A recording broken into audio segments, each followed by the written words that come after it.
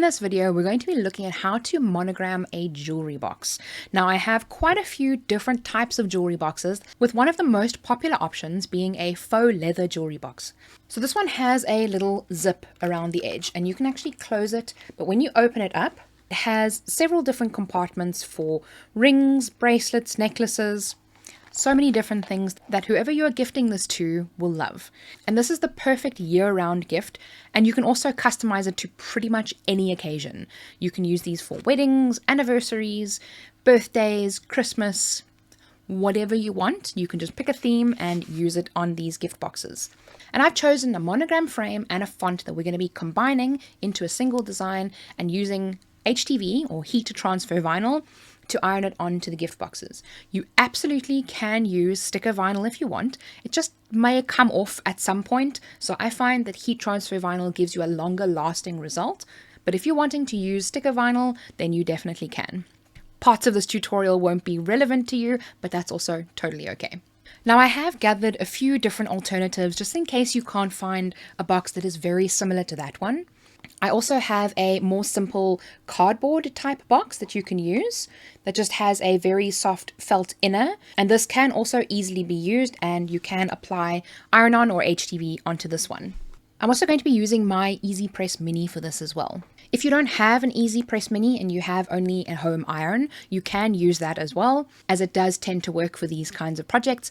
Using a larger press will work as well, but with these kinds of projects, especially with the faux leather, I find that the smaller the item that you have applying the heat, the less problems you tend to have with the project.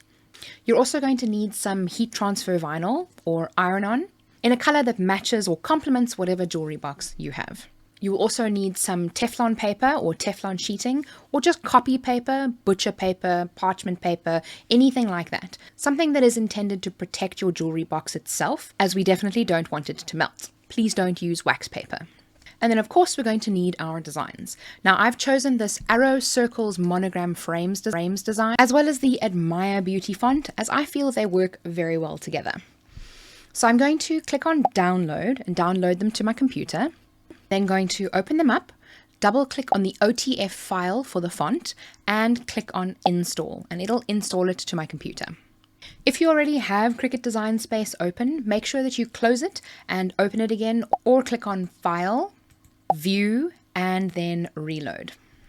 With the monogram frames, you're going to do the same. So we're going to download it, open up a file that it downloads and extract that to our computer, and save it somewhere where we will be able to find it again in a moment. Now we come into Cricut Design Space, and we first need to upload our monogram file so that we can start with our design work. So I'm going to click upload in the bottom left-hand corner, upload image, navigate to where I have saved the file, and now here is where I want to pick the exact one that I want to use. There are several different file types that we'll have saved. The best one to use is always going to be your SVG file. Your SVG is a scalable vector graphics, and you won't have to make any adjustments. PNG will be your second best, JPEG, and then the rest of them aren't compatible with Cricut Design Space. So we're going to load in the SVG. So I'm just going to drag and drop it. It'll upload. I'm then going to click continue, give it a name, or just leave it as is, and then upload, and it'll automatically add it to my canvas. From here, the steps are very simple. We're going to click on text, and here is where you can either add in a letter or a name or whatever it is that you want to write on the actual design itself. I'm going to type in the letter L, and I'm going to zoom in a bit more onto my canvas so that everything's a little bit bigger. Now we need to change the font to the font that we have selected, which is Admire Beauty. So with our text letter selected, I'm going to come to the font section in the top-hand side of your screen, and I'm going to navigate to the System tab. The System fonts will be all of the fonts installed on your computer. So I'm going to then click in the search bar and type in Admire, because that's the name of the font, and we can just quickly search for it. I'm then going to click it, and if I really like this font and I know that I'm going to be using it often, I can actually click the little bookmark button, which means I'll be able to find it easier under the bookmarked tab. And once we have selected the font and it is loaded on our screen, we can then click away. Now you can see how this font works very well with this particular design. It's got the nice rounded off edges and it's slightly softer. So I like to pair a design and a font together that work well with each other. The next step that we need to do is sizing. Now we need to make sure that we are measuring our jewelry box correctly before we get to the sizing and the cutting of everything. So I'm going to take my ruler and measure the sides of the box, making sure to not take into account the very edge. So because we don't want this design to go right to the very edge of the box, if I measure 9.5 centimeters, which is the actual width of this box, I need to make sure that I'm only taking in about 8.5 centimeters into account because I don't want the design to go right to the very edge. Make sure to measure both the height and the width. So this one is a square, it's 9.5 centimeters up and 9.5 centimeters across, or 3.7 inches. So what I will do then is I will select my entire design and change the size by just dragging one of the corners to being under 8.5 centimeters. Then I can resize the elements themselves. And whenever I'm designing one of these boxes, I like to duplicate it and see whether I want to have it the full name or just the initial. Because we're using a font that matches the design, I could very easily put the full name, which is Lily, onto the entire box. So I'm going to select everything on my canvas, right click and click duplicate, so that I have one design with just the letter as our monogram. And then with this one, I'm going to make the letter a little bit smaller. I'm going to double click on the box and make sure that my cursor is at the end of the letter so that I can type in the rest of the name. So I'm going to be using Lily and then just playing around with the size a little bit to see what I like with this design. You can also play around with the letter spacing if you want the letters to be a little bit closer together, and then you can make the word a little bit bigger.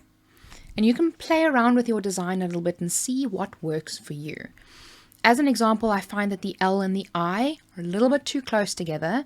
So I'm going to select the word, Advanced, Ungroup to Letters, so that I can move the I just a little bit further away from the L, so that the word looks a little bit more evenly spaced. And once I'm happy with that design, I think I'm going to go for the full name on this one and not just the monogram letter. So I'm going to select the entire design, and as I'm cutting it out of one color of HTV or heat transfer vinyl, I can just simply attach this all together. So I need to remember to attach this before going on to the next step. So I'm going to click attach in the bottom right hand corner. I can also keep the monogram design if I want to use it again in the future. So I'm going to attach that together and then just click on the I to hide that layer so that it's not visible on my canvas. Now the next step I find a little unorthodox. I'm the type of person that consistently forgets to mirror her images. I know that it happens with a lot of you as well. So when it comes to working with heat transfer vinyl, very often what I find the best approach for me is to have it already mirrored on my canvas so that I don't forget to click that little toggle on the next screen. So if you're working with heat transfer vinyl and not adhesive vinyl, select your design, come up here to flip in the top bar in the middle of your screen, and click flip horizontal. Now you can see it's a visual cue that your design has already been mirrored, so you don't need to worry about it in the next step. Do not select mirror in the next step if you have already flipped it on your canvas, as it'll just flip it straight back. This also works really well if you have lots of layers, so you don't have to go to each color and flip each one. Now next we're going to save our design. So I'm going to save this as Lily Monogrammed Jewellery Box. And I'm going to click Save. Now that our design is all saved, I'm going to click Make. And like I mentioned, it is already mirrored, so we do not need to select Mirror on this screen. So I'm just going to click Continue, turn my machine on so that it connects to my Cricut design space. Once your computer is connected, we're going to select the material setting that we're going to use to cut our heat transfer vinyl.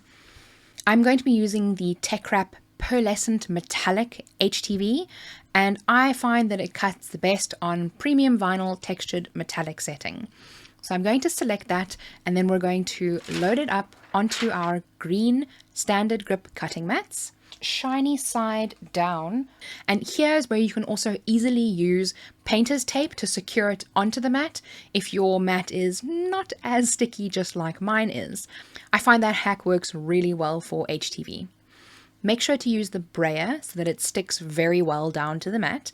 We're then going to load it up into our Explore machine and click play and watch it cut. Now, once the cut is finished, don't unload it just yet. We want to make sure that the cut has gone all the way through.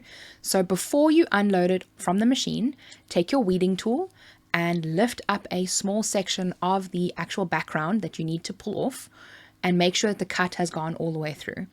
If the cut hasn't gone all the way through, this is where you can run it again just to make sure that it cuts almost on exactly the same place that it has just cut. And if you find that the cut setting has cut all the way through, you can unload it from the machine and we will weed it together.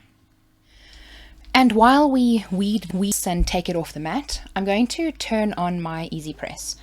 Now I'm going to just press it once to put it onto the lowest heat setting, and that can warm up while we are working here. So I'm going to take this off, put my cover back onto my mat, and I like to reuse my painter's tape as much as I can to save, so we don't need to waste it. So I just stick that back onto my mat and put my mat away. It heated up very quickly, but we'll be done in a few seconds. Now it comes time to weeding our design. So we're just going to dig our weeding tool into the corner and lift it up. Pull the heat transfer vinyl back, just like that, and pull it away from the rest of the design. You can start with the outside edges first if you like, and then you can work your way into the inside. And if your heat transfer vinyl isn't weeding as easily as this, it may be your cut settings. Maybe you might need to have them on a little bit more pressure. And then we weed out the inside pieces, and I think that was the only inside piece. So when you turn it over, that the shiny side is now facing up, you should be able to see your design. Make sure that when you open your jewelry case, it is in the correct orientation. So we can lay this onto our jewelry box and make sure that it is centered. I think it's a little bit too low down. And really take your time with this step to make sure that it is in the right place.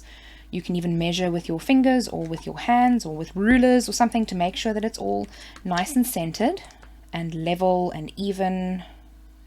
Now this step is entirely optional. You can use heat-resistant tape to tape down your design. This serves as a double purpose because what it does is it also protects the outside of your jewelry case as well. So we're going to tear off some pieces, stick our design down, making sure to not overlap the heat transfer vinyl too much. We can tape that down, and we can do the same for all four of the edges. Here is where we're going to need our Teflon sheet. I have a white one, but you can also get them in craft brown as well. So I like to take my Teflon sheet and place it over my jewelry box. And we're going to then get to the heat section where we're going to apply heat onto our jewelry box. Make sure that when you're applying the heat that you're trying to apply it exactly where the HTV is. You don't want to press too hard and for too long. This is not something that's going to be worn like a t-shirt, so you don't necessarily need to worry about it lifting as much or having as much pressure as what you would on a t-shirt. So you can press relatively gently and not keep it pressed down for too long in one area. The Tech Wrap HTV is nice because you don't require 30 seconds on the heat. It normally only requires about 5 or 10. So that's why I like to use it for these applications. So I'm going to start in one section, place the heat press down and count to about 5.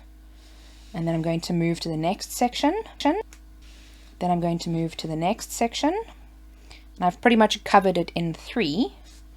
And then I'm going to stop. Going to let it cool down. Now that may not have been enough heat for it, but that's fine because I'd rather have less heat than worry about it burning. So what I'm going to do is I'm going to let this cool down, and then I'm going to check to see what areas I may have missed. The Easy Press Mini is relatively small, so there may have been areas of the design that I may have missed, but I can always go back easily on those afterwards and patch them up. So I'm going to lift up the backing. And I can see just on the edge there are a few sections that didn't quite get enough heat, which again perfectly fine. I'd rather have that than the alternative. Rather do this one a little bit slower than a normal project. So we're just going to go there just for about 5 seconds or so. Go back, let it cool down, and we're going to go back and take the sheet off. And what I'm doing is I'm looking wherever the sheet is lifting up, and if there's any part of the HTV that kind of flips back or moves a little bit, then I know that that area hasn't got enough heat and I need to go back and heat set it again. Like that little section of the arrow, again, it's right on the end, which makes total sense. So I'm going to just cover that section and just cover that, press it for about 5 seconds. And again, I'm not applying too much pressure. I'm not applying heat for too long, just a little bit, just enough to get it to tack down. And then I'm going to go back in any little sections, just going to give a little bit of heat to them, just enough to make sure that it is all tacked down. And you can even go back with your fingers afterwards and see if there are any areas that have lifted up that need to be restuck. And we can see that there's nothing. So we now have a beautiful monogrammed box that we can then zip closed. Obviously I chose silver because it matches the buckle. Maybe you would have chosen gold. When you make this project, I would really love it if you would tag me, Kelly Raquel, in the post. It really makes my day when you can actually see what people have used and how they've used your designs, and inspire others to show them just how easy it is to make this awesome design. Thank you so much for joining, and I cannot wait to see you somewhere else on the internet. And remember, be kind to someone today. See you soon.